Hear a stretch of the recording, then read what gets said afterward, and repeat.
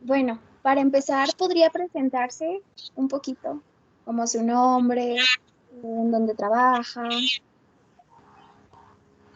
Ok, mi nombre es Fabiola Morales Plasencia, soy de la Universidad Autónoma de San Luis Potosí, soy psicóloga, tengo 20 años ejerciendo la carrera, la profesión, trabajo como psicóloga en el Centro de Especialidades, se llama Centro de Especialidades en Psicología y Salud, y también soy directora general de una empresa de ambulancias privada. Qué padre. ¿Usted es especialista en el área de infantil?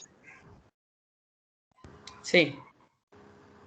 ¿Nos podría decir cuál fue la razón por la que usted decidió especializarse en esta área?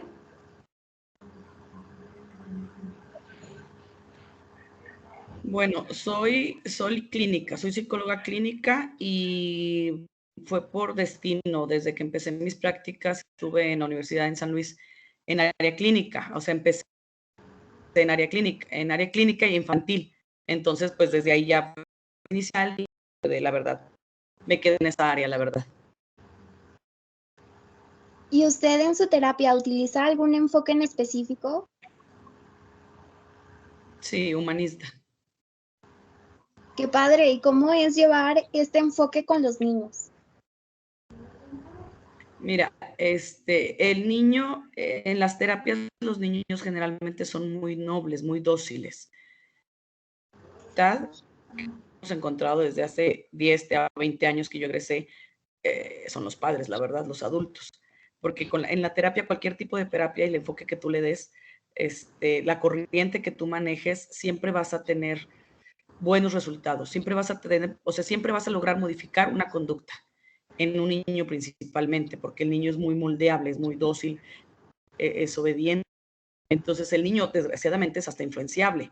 La dificultad que te topas es todos los factores que influyen alrededor del niño, la crianza, estereotipos, la familia principalmente, lo que el niño se le está inculcando de casa es a lo que te estás topando y son las dificultades que vas a tener. ¿Y usted cómo utiliza la terapia de juego? La terapia generalmente va a ser enfocada de acuerdo a lo que estés haciendo, hija. Si es terapia o si es una evaluación. ¿Sí me entiendes? Obviamente, cuando es una evaluación o tú ya tienes un diagnóstico de algún especialista, médico, neuropsiquiatra, neuropsicólogo, te vas a enfocar a la terapia. No siempre vas a requerir la terapia de juego o dependiendo cómo la quieras llevar. Si la quieres llevar terapia de juego diagnóstica o lo veas de manera la terapia lúdica. Yo generalmente utilizo o sea, el método humanista y la terapia, o sea, el juego va de forma lúdica. El hecho de que con un niño no puedes abordarlo directamente. El niño lo tienes que abordar de manera indirecta. Con un niño no puedes abordarlo directo. ¿Qué estrategias utiliza si, como dice usted, el juego no se utiliza en todas las terapias, en todas las sesiones? ¿Qué estrategias o qué técnicas se ven en esta terapia? Obviamente tienes que analizar al niño, a la familia. Primeramente, la primera entrevista la vas a tener con los papás. Entonces, obviamente, ya ellos te van a dar indicadores de cómo es el menor y de cuál es la situación. Pero generalmente el papá te va a exponer la situación en cuanto a su percepción. El papá siempre te va a decir la dificultad que se le está presentando en el niño de acuerdo a lo que él percibe o lo que a él están indicando. Y el niño, obviamente, es muy diferente cuando ya el niño llegas y estás tú con él. Generalmente nunca he tenido dificultades, pero como te comento, el niño generalmente es, los niños son dóciles. Entonces, tu trato con el niño siempre tiene que ser más afable, tiene que ser amable. Tú te tienes que bajar a un nivel del niño en el sentido del juego, de la plática, la charla. Tú tienes que abordarlo con cosas de su interés principalmente. Tienes que observar su edad, su postura, su comportamiento, qué grado de la escuela está. Entonces, generalmente para romper el rapport, para romper el hielo, ¿no? Y en tener un buen rapport, tienes que empezar estableciendo ahí una buena comunicación con el niño. Y por ejemplo, en el caso de que se utilice la terapia de juego, pero el niño se rehúse a participar, ¿qué pasaría? ¿Cuál sería la alternativa? tienes que esperarte. Si generalmente un niño se rehúsa totalmente, tendrías que intentarlo en la siguiente, porque sí puede suceder, o sea, no puedes obligarlo, obviamente, no puedes presionar. Hay niños que por alguna situación, generalmente la violencia o el abuso, se retraen, se reservan mucho y se empiezan a cerrar. Entonces, si la terapia de juego en esa ocasión, en tu primera ocasión, no te funciona, que la verdad es difícil, pero sí sucede. Sucede más con el adolescente, la verdad. Con el niño casi no, es casi imposible que un niño no ceda y no acceda ante la terapia de juego. Tendría que ser pues una situación muy compleja, pero tendrías que volverlo a intentar en una segunda sesión. ¿Cómo sería el proceso para iniciar esta técnica? Sería mucho rapport, ¿no? Cuando un niño es muy renuente, o sea, que un niño esté muy cerrado, ¿o cuál técnica? ¿Qué te refieres? ¿A la terapia de juego? A la terapia de juego. Como te digo, depende, o sea, la terapia de juego es infalible casi, casi, porque obviamente tú te vas a poner a un nivel del niño y el niño, ¿qué niño no le gusta jugar?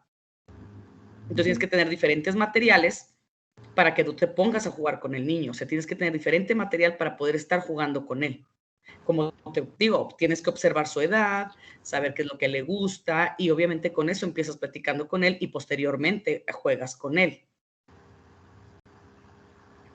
¿Y cuáles serían los pros y los contra en la terapia de juego que usted considera? Contras no le veo, la verdad. El pro sería, obviamente, obtienes información, estableces un buen rapport con el niño, obtienes incluso con la terapia de juego al paso de las sesiones, según lo que estés tratando de lograr, obtienes tu modificación. O sea, le veo pros, contras, yo no le veo en la terapia de juego, la verdad. Y para poder tener una diversidad, ¿qué tipo de juguetes se pueden utilizar en la terapia de juego? Tiene que ser de acuerdo a la edad del niño. Tienes que tener, si obviamente te estás enfocando al área infantil, tienes que tener diversidad en cuanto a la edad, o sea, que el juguete sea educativo, obviamente, pero que sea de acorde a su edad. O sea, tú lo vas a escoger de acuerdo a la edad del niño. Según el niño vas a tomar, o sea, vas a acercarte con el material. A menos que sea, obviamente, una hora de juego diagnóstica en el sentido de que estás evaluando. Por ejemplo, si es una casa o si estás viendo alguna situación familiar y estás obviamente evaluando, estás emitiendo, vas a hacer una evaluación, un diagnóstico, un dictamen o algo pericial legal, obviamente es en específico, a veces es la casa. Pero si no, tienes la terapia de juego un poco más abierta, que la terapia sea lúdica, nada más es utilizar juguetes o material de acuerdo a la edad de los niños. Entonces el niño es quien elige a qué van a jugar. No, tú tienes el material, generalmente tú lo acercas. U obviamente ya en ocasiones, si tienes ya la apertura, dependiendo a veces, nosotros muchas veces trabajamos con lo que es el apoyo psicológico, la parte pedagógica también. Entonces ahí puedes tener, sí, ahí ya le das a veces la apertura al niño. Cuando tú ya tienes confianza y has tenido varias sesiones con el niño y tu objetivo es que él decida, que él tome una iniciativa, que él haga algo, se lo das a saber y le puedes dar la opción de que él elija, pero si no, tú diriges. ¿Y en la terapia con niños usted utiliza alguna otra técnica para intervenir además de la terapia de juego? Pues es que es la entrevista puede ser directa o podría ser indirecta, la evaluación si es la aplicación de alguna prueba y básicamente la terapia de juego, si es estimulación. Entonces, al atender a niños, no solamente se enfocan en terapia, sino que también dan, como usted dice, apoyo, pues sí, a enfermedades como neuropsicológicas y Sí, aparte de sí, es que estimulación. es muy variado, chicos, o sea, ¿cómo te diré? Es muy amplio, según el área en la que estás. Si estás en área infantil, si estás en área con adolescentes, con adultos, si estás en área evaluando nada más, es muy, muy variado. Por ejemplo, un niño no nada más siempre te va a llegar con un diagnóstico o no nomás te van a llegar con un diagnóstico ya tiene el diagnóstico el niño y tú lo vas a atender. Te vas a encontrar 1000 de casos a lo largo de la carrera, como pueden ser el caso, o sea, los casos que obviamente si tú los ves no complejos, el caso donde ya te llegan con un diagnóstico y tú solamente vas a realizar terapia. U obviamente cuando los papás o cuando las situaciones no saben qué es lo que está sucediendo, tú tienes que partir desde el inicio, desde una entrevista, o sea, una historia clínica, una entrevista para hacer una evaluación. Obviamente cuando te pidan algún dictamen, cuando te pidan alguna situación de evaluación, cuando te pidan apoyo, el apoyo se da terapia de lenguaje a los niños, se les da el apoyo psicopedagógico, el apoyo pedagógico nada más, o sea, es muy variado el campo. Y en el apoyo del lenguaje, ¿cómo maneja usted esta terapia? O sea, ¿cómo les ayuda a ellos?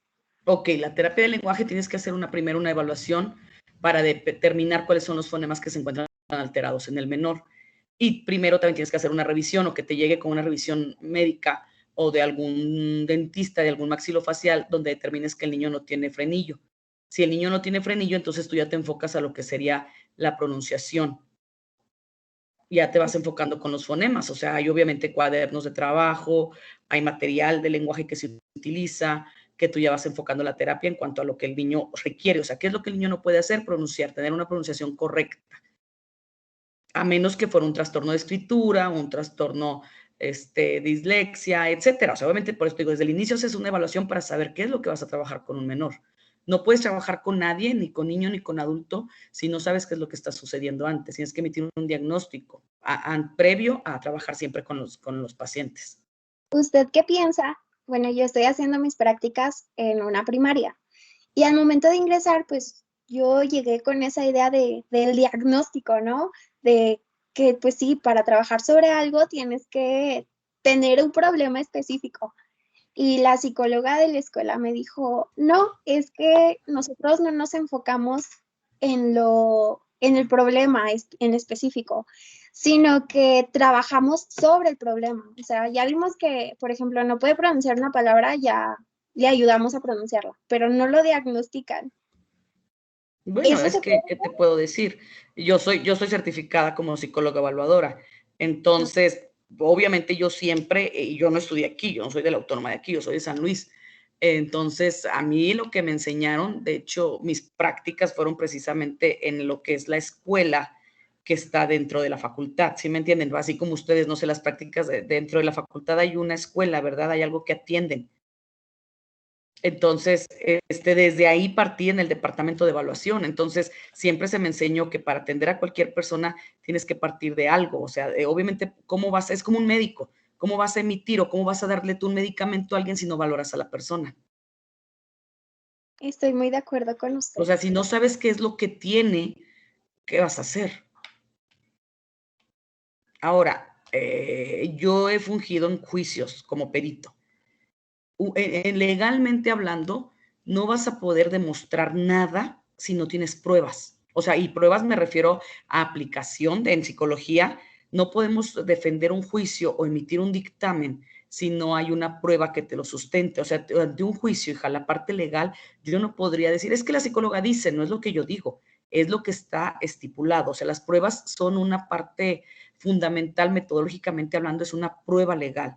O sea, un WIPSI, un WISC, un DFH, un MPI, todo eso te funge, o sea, te avala como un dictamen para un dictamen y demostrar que hay una situación.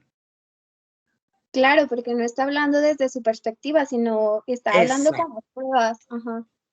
Sí, sí, porque si no, entonces yo tengo una inferencia sobre la situación y mi perspectiva puede ser muy variada. Entonces, ¿cómo vas a demostrar algo en un caso o en un menor o en cualquier persona? Desgraciadamente, el sistema, si lo hablamos de que estás en una escuela de la SEP, desgraciadamente, ¿qué sucede? El sistema, hay muchos sistemas de salud por ahorrarse tiempo, dinero y esfuerzo, ¿qué sucede? Entonces, omiten ese tipo de evaluaciones, porque esto les cuesta, o sea, la evaluación es cara.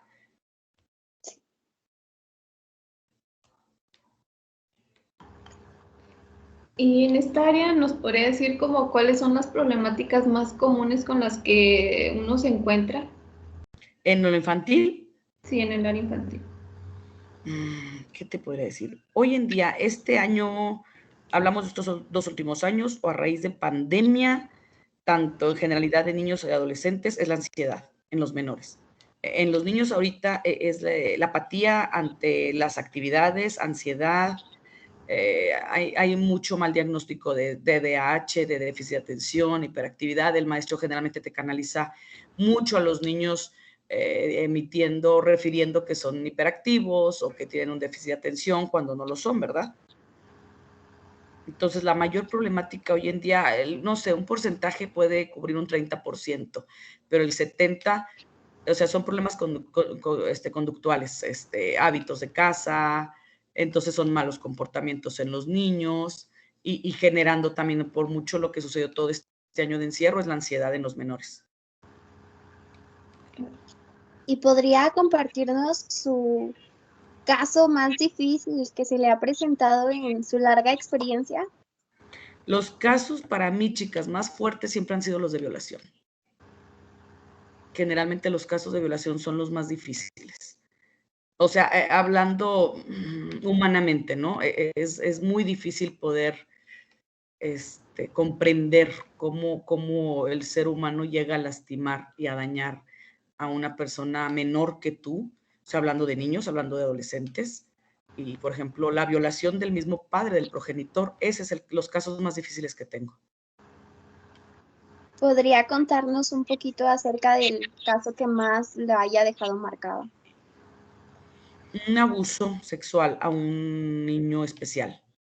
Obviamente fue muy difícil y tardado poder emitir el diagnóstico porque un niño especial no te va a explicar ni te lo va a decir directamente. Y de la manera en que se logró fue por medio de terapia de juego, en que él pudo expresar y emitir. Nos tardamos aproximadamente de 4 a 6 meses. Y además de la terapia de juego, ¿qué fue lo que utilizó para llegar a esa conclusión?